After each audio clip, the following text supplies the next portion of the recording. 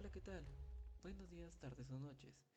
Mi nombre es Marco Jesús Rodríguez Sánchez y mi compañero es Emanuel Espejel Mendoza. Ambos somos de la Universidad Politécnica Metropolitana de Hidalgo de la carrera de Ingeniería Aeronáutica. En este video vamos a explicar tres técnicas electroquímicas que se utilizan para estudiar la corrosión de los materiales. Las técnicas que veremos son de potencial de circuito abierto, curvas de polarización potenciodinámica y la espectroscopía de impedancia electroquímica. Muchas gracias y disfruten el video. La electroquímica no es solo una disciplina de laboratorio, está presente en casi todos los aspectos de nuestra vida cotidiana, desde la batería que alimenta nuestro teléfono celular y las pilas de controles remotos hasta los procesos industriales que evitan que los puentes, automóviles, tuberías y sobre todo aviones no se destruyan por la corrosión. Las reacciones electroquímicas son las responsables de hacer funcionar la tecnología moderna y de proteger la infraestructura que nos rodea. Con la industrialización masiva, la electroquímica se convirtió en la herramienta clave para estudiar y prevenir la degradación de materiales. Se desarrollaron técnicas de diagnóstico avanzadas y sistemas de protección catódica para infraestructuras críticas. Hoy en día la electroquímica lidera una transición energética mediante el desarrollo de baterías de ion litio, celdas de combustible de hidrógeno y sensores biomédicos, además de permitir la caracterización precisa de nuevos materiales a nivel microscópico. ¿Qué es la electroquímica? La electroquímica es la rama química que estudia la transformación mutua entre la energía química y la energía eléctrica. En términos sencillos, analiza las reacciones químicas que involucran la transferencia de electrones, conocidas como reacciones de óxido de reducción o redox. En la interfaz entre un conductor eléctrico y un conductor iónico, esta disciplina nos permite tanto generar electricidad a partir de reacciones químicas espontáneas, como una batería, como utilizar la corriente eléctrica para reforzar reacciones que no ocurrirán de manera natural, como en la electrólisis o en los ensayos de laboratorio. Como ya dijo mi compañero, el potencial de circuito abierto es el potencial eléctrico que adquiere un metal cuando está sumergido en un electrolito sin que circule corriente eléctrica. Este potencial resulta el equilibrio entre las reacciones de oxidación y reducción que ocurren en la superficie del material. Es decir, se mide sin aplicar corriente externa, se expresa en milivoltios o voltios, que en este caso es V, y milivoltios, que es MV. Se utiliza como referencia antes de realizar pruebas electroquímicas, y en este caso tengo un pequeño ejemplo de un circuito abierto. Bien, empecemos con nuestros valores, donde T es el tiempo en minutos, donde 0 minutos es porque apenas se colocó la muestra y no han notado ningún cambio, y así sucesivamente. Y en potencial eléctrico del metal medido respecto a un electrodo de referencia. El valor aparece negativo porque el 0 tiene un potencial menor que el electrodo de referencia. Estos valores indican cómo cambia el comportamiento del metal hasta estabilizarse. Ahora, ¿qué significa cada fila? Es decir, apenas, como ya dije en un principio, 0 minutos significa que apenas se introdujo el metal en la solución. El potencial es de menos 0.523 volts, es decir, todavía no existe un equilibrio.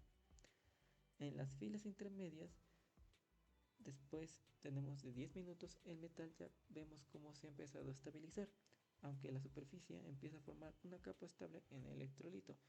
Y en las últimas filas, es decir, a partir de 30 minutos en adelante, el sistema alcanzó el potencial de circuito abierto, es decir, prácticamente ya no cambiará y seguirá constante.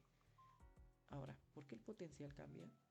Pues fácil, el metal empieza a oxidarse, también ocurren reacciones de reducción, ambas reacciones buscan un equilibrio. Conforme pasan los minutos, el potencial cambia, finalmente deja de variar y se estabiliza. Y para comprobarlo, simplemente podemos seleccionar nuestros valores. Nos vamos a insertar y seleccionamos la tercera opción, que sería graficar en X y Y. Y aquí tenemos nuestra gráfica. podemos observar el potencial de circuito abierto del material. Como podemos ver al inicio, el potencial cambia porque la superficie del metal comienza a reaccionar con el electrolito. Conforme transcurre el paso del tiempo, las reacciones de oxidación y reducción alcanzan un equilibrio y el potencial se estabiliza. Esto quiere decir que el sistema está listo para realizar otras pruebas electroquímicas. Y tal y como podemos ver, la curva sube, se hace menos negativa y luego se mantiene prácticamente constante, indicando que el potencial se estabilizó.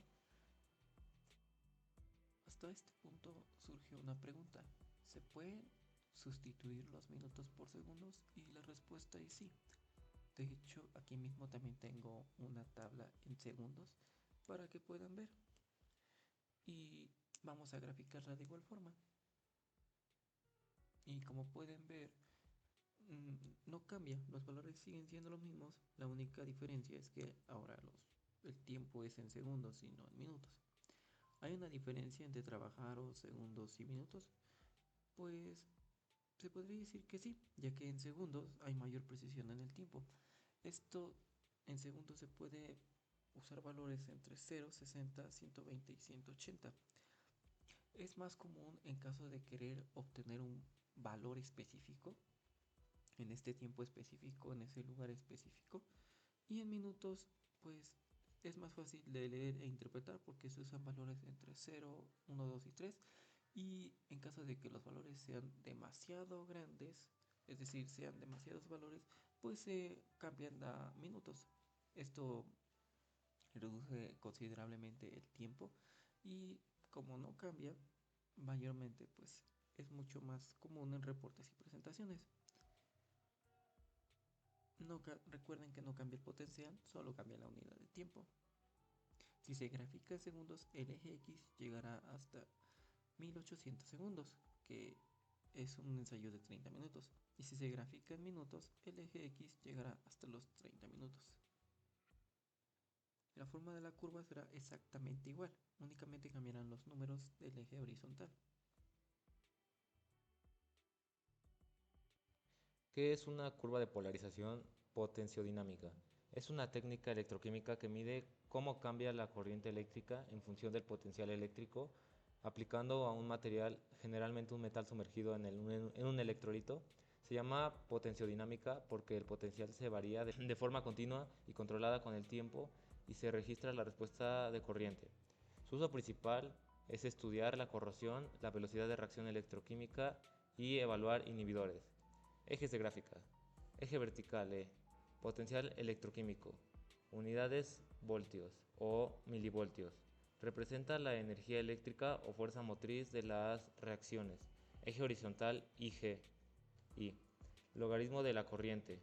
Es el logaritmo decimal de la intensidad de corriente I. Se usa el logaritmo porque los valores de la corriente varían en órdenes de magnitud muy amplios y se visualizan mejor cuanto mayor sea IG y mayor es la corriente y por lo tanto más rápida es la reacción. Significado de cada curva y zona. Curva de oxidación anódica. Corresponde a la reacción en la que el metal pierde electrones, se disuelve y se corroe. Al aumentar el potencial, la corriente sube, más potencia es igual a más oxidación y más corrosión. Curva de reducción catódica. Corresponde a la reacción de ganancia de electrones, por ejemplo, reducción de oxígeno, evolución de hidrógeno o reducción de iones metálicos. Al bajar el potencial, la corriente aumenta en sentido contrario. Curva de polarización. Es la línea en la que un comportamiento global del sistema representa la respuesta combinada anódica y catódica. El significado de cada color es este. El rojo H13 sin CR significa acero H13 sin recubrimiento de cromo. Es la muestra de referencia. Presenta una mayor tendencia a la corrosión. El negro H13CR sin TTK es acero H13 con recubrimiento de cromo, pero sin tratamiento térmico de temple y revenido TTK. Su comportamiento mejora respecto al acero sin cromo. El azul, 6 horas, muestra nitrurada durante 6 horas a 973K. La nitruración comienza a mejorar la resistencia de la corrosión. El morado de 8 horas tiene una nituración durante 8 horas y se observa una mayor formación de una capa protectora. El amarillo durante 10 horas tiene una nituración durante 10 horas. La protección contra la corrosión es mayor en ese. El verde de 12 horas tiene una nituración pues, de 12 horas y es la muestra con el mayor tiempo de tratamiento. ¿Por qué las curvas tienen dos ramas? Cada curva se divide en dos partes. La rama inferior catódica, que corresponde a las reacciones de reducción como la reducción de oxígeno o del hidrógeno, y aquí el material prácticamente no se está disolviendo. La rama superior anódica, que corresponde a las reacciones de oxidación, donde el metal comienza a perder electrones y a corroerse. El punto donde ramas se unen está cerca del potencial de corrosión, ECOR, que representa el estado de equilibrio entre la oxidación y la reducción. ¿Qué significa una curva entre más a la izquierda o a la derecha? Más a la izquierda significa menor densidad de corriente y core, lo que indica menor velocidad de corrosión y mejor resistencia. Y más a la derecha significa mayor densidad de corriente, lo que significa mayor velocidad de corrosión. Cada color representa una muestra diferente del acero H13 con distintos tratamientos. Al comparar las curvas observamos cómo cambia el comportamiento frente a la corrosión. Las muestras nituradas durante más tiempo presentan un comportamiento más resistente, ya que estas muestran menores densidades de corriente y una región pasiva más estable, lo que básicamente indica una mejor protección contra la corrosión.